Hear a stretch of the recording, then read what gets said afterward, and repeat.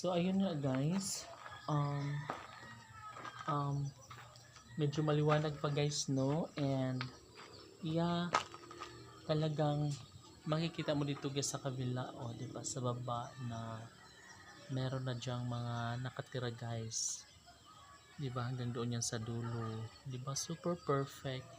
And of course, happy ang ating mga kapitbahay, lalong lalo na at ngayon na meron na silang natitirhan.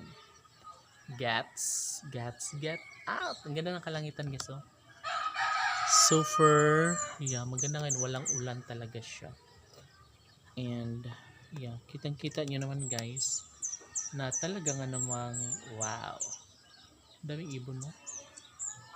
Maraming ibon ngayon guys, lalong lalo na ngayon na hapon na siya. And talaga ang mga ibon ay nagsisidagsaan na syempre malapit na silang matulog. Ano na ngayon guys, ting tulog na, kagaya ng mga manok na kailangan na nilang tumungtong sa mga sanga dahil oras na para sila naman ay magpahinga, di ba? Perfect. And of course, yeah, happy tayo sa kanila guys kasi matutulog na naman sila. Charot. Meme, alain na ni Meme ay.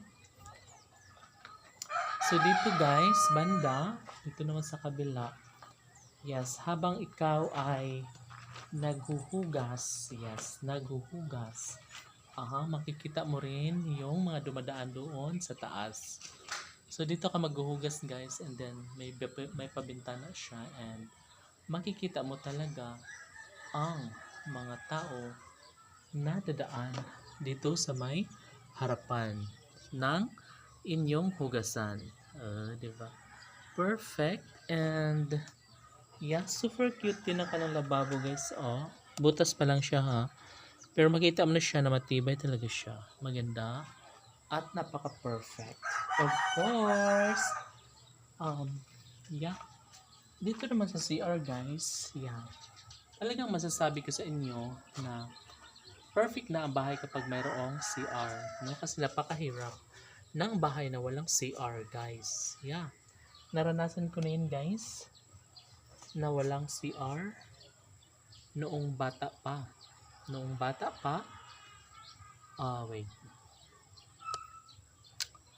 ay may CR naman guys, may CR naman, kaso lang hindi siya ganun ka.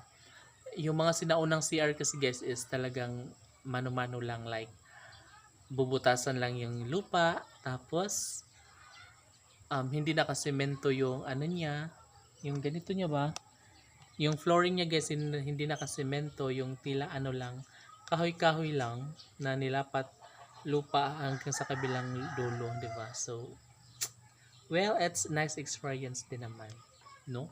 Kasi ganun talaga siya, napapanahon siya, and uso po yun.